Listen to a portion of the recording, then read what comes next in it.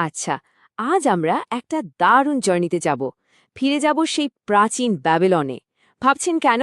কারণ সেই সময়ের কিছু আর্থিক জ্ঞান আছে যা আজও হাজার হাজার বছর পরেও একইভাবে কাজ করে। চলুন দেখি কিভাবে সেই পুরনো নীতিগুলো আজকের দিনে সম্পদ তৈরিতে সাহায্য করতে পারে। দেখুন, মূল কথাটা কিন্তু খুব সহজ।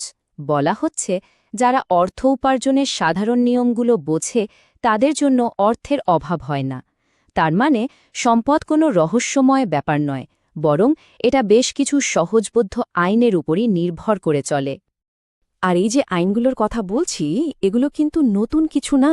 প্রায় ৬,০০০ বছর আগে প্রাচীন বিশ্বের সবচেয়ে ধনী শহর ব্যাবিলনে মানুষ এগুলো আয়ত্ত করে ফেলেছিল। একবার ভাবুন তো, যে জ্ঞান এতগুলো যুগ ধরে টিকে আছে, তার শক্তিটা আসলে কতটা। তো চলুন আমাদের আজকের আলোচনাটা শুরু করা যাক খুব সাধারণ একটা সমস্যা দিয়ে। গল্পটা এক রথ নির্মাতার, যার হতাশাটা হয়তো আমাদের অনেকের কাছেই খুব পরিচিত মনে হবে।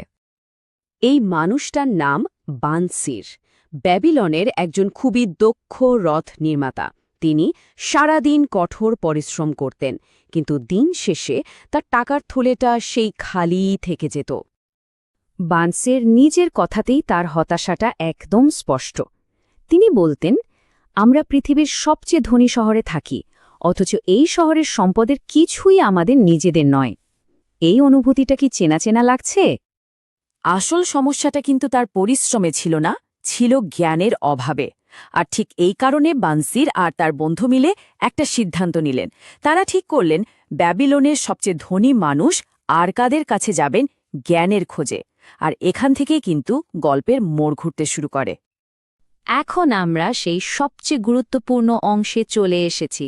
আরকাদের সেই গোপন সূত্রটা কী ছিল যা তাকে ব্যাবিলনের সবচেয়ে ধনী মানুষে পরিণত করেছিল? প্রশ্নটা হলো, এমন কি সেই রহস্য ছিল যা আরকাদকে একজন সাধারণ লেখক থেকে শহরের সবচেয়ে সম্পদশালী ব্যক্তিতে পরিণত করে দিল। চলুন সেই রহস্যটাই ভেদ করা যাক। তো আরকাদের শেখা সবচেয়ে বড় আর প্রথম পাঠটা ছিল এটাই, যা কিছু উপার্জন করা হয় তার একটা অংশ নিজের জন্য রাখতে হবে। কথাটা শুনতে খুবই সহজ মনে হলেও এটাই কিন্তু সম্পদ তৈরির মূল ভিত্তি। এর মানে হল, অন্য কোথাও খরচ করার আগে সবার আগে নিজেকে পারিশ্রমিক দেওয়া। এই ধারণাটাকে আরও একটু স্পষ্ট করার জন্য আরকাদ একটা নির্দিষ্ট পরিমাণও বলে দিয়েছেন। সেটা হলো আয়ের অন্তত ১০ ভাগের ১ ভাগ। এটাই প্রথম এবং সবচেয়ে জরুরি পদক্ষেপ।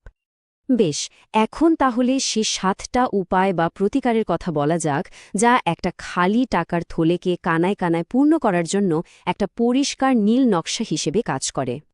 প্রথম প্রতিকারটা হল নিজের টাকার থলেটাকে মোটা তাজা করা শুরু করা। আর এটা করার উপায় কি? সেই একই কথা, যে কোনো আয়ের কমপক্ষে ১০% দিয়ে সবার আগে নিজেকে পারিশ্রমিক দেওয়া। এটাকেই একটা অভ্যাসে পরিণত করতে হবে। দ্বিতীয় প্রতিকার হল নিজের খরচ নিয়ন্ত্রণ করা। কারণ সঞ্চয় তো তখনই সম্ভব যখন বাকি ৯০% আয়ের মধ্যে জীবনযাপন করাটা শেখা যায়। আর এর জন্য কোনটা প্রয়োজন আর কোনটা নিছকই ইচ্ছা, এই দুটোর মধ্যে পার্থক্য বোঝাটা খুব জরুরি। এরপর ৩ নম্বর প্রতিকার, নিজের সোনা অর্থাৎ টাকাকে দিয়ে কাজ করানো, যাতে তা বহুগুণ বেড়ে যায়। জমানো টাকাকে অলসভাবে ফেলে রাখলে চলবে না, একে বুদ্ধিমানের মতো বিনিয়োগ করতে হবে, যাতে আপনার টাকাই আপনার জন্য আরও টাকা উপার্জন করে আনে।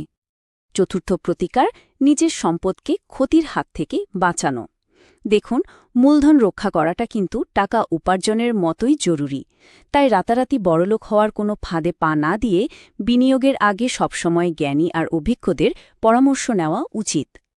পঞ্চম প্রতিকারটি বেশ মজার, নিজের বাড়িকে একটা লাভজনক বিনিয়োগ হিসেবে দেখা। মানে নিজের একটা বাড়ির মালিক হওয়া। এটা শুধু একটা আর্থিক নিরাপত্তাই দেয় না, বরং দীর্ঘমেয়াদে জীবনযাত্রার খরচও অনেকটাই কমিয়ে আনে। এরপর ৬ নম্বর প্রতিকার, ভবিষ্যতের আয়ের সুরক্ষা নিশ্চিত করা, অর্থাৎ অবসরের দিনগুলোর জন্য পরিকল্পনা করা এবং পরিবারকে সুরক্ষিত রাখার ব্যবস্থা করা। এটা একটা দীর্ঘমেয়াদী আর্থিক পরিকল্পনার খুব গুরুত্বপূর্ণ একটা দিক। এবং সবশেষে ৭ নম্বর প্রতিকার হল নিজের উপার্জনের ক্ষমতা বাড়ানো। কিভাবে? নিজের দক্ষতা বাড়িয়ে নিজের কাজে আরও পারদর্শী হয়ে এবং প্রতিনিয়ত নতুন কিছু শেখার মাধ্যমে আয় বাড়ানোর চেষ্টা চালিয়ে যাওয়া। আচ্ছা, এতক্ষণ তো আমরা সম্পদ তৈরির উপায় জানলাম। এখন এমন কিছু নিয়ম নিয়ে কথা বলবো যা শুধু সম্পদ তৈরিই নয়, বরং তাকে রক্ষা করা এবং বাড়িয়ে তোলার পথ দেখায়। এগুলোকে বলা হয় সোনার 5টি নিয়ম। চলুন সোনার এই 5টা নিয়মকে এক ঝলকে দেখে নিই। 1. আয়ের অন্তত 10 ভাগের 1 ভাগ সঞ্চয় করা। এতেই সম্পদ আনন্দের সাথে আপনার কাছে আসবে। 2. সেই জমানো টাকাকে লাভজনক কাজে লাগানো, যাতে তা আপনার হয়ে পরিশ্রম করে। 3. বিনিয়োগ করার সময় শুধু জ্ঞানী ব্যক্তিদের পরামর্শ নেওয়া, কারণ সম্পদ সতর্ক মালিকের কাছেই থাকতে পছন্দ করে। 4. যে ব্যবসা বা বিনিয়োগ সম্পর্কে ভালো ধারণা নিই তা থেকে দূরে থাকা। এবং 5. অসম্ভব লাভের লোভ থেকে নিজেকে বাঁচিয়ে রাখা, কারণ সোনা বা সম্পদ প্রতারকদের কাছ থেকে পালিয়ে যায়। আমাদের আলোচনার একদম শেষ পর্যায়ে এসে আমরা ভাগ্য বা লাক নিয়ে কথা বলবো। চলুন এর পেছনের আসল সত্যটা কি তা জেনে নেওয়া যাক। এখানে দেখুন, দুটো বিপরীত শক্তির কথা বলা হয়েছে। একদিকে আছে দীর্ঘসূত্রিতা, মানে কাজ ফেলে রাখা, যা কিনা সাফল্যের সবচেয়ে বড় শত্রু। আর অন্যদিকে আছে পদক্ষেপ নেওয়া, যা সৌভাগ্য তৈরির আসল চাবিকাঠি। আসল কথা হল, সুযোগ যখন আসে তখন দেরি না করে তাকে কাজে লাগাতে হয়। ব্যাবিলনের জ্ঞান আমাদের এটাই শেখায় যে সৌভাগ্য কোনো আকাশ থেকে পড়া জিনিস নয়। এটা আসলে প্রস্তুতি আর সুযোগের সঠিক মেলবন্ধনের ফল।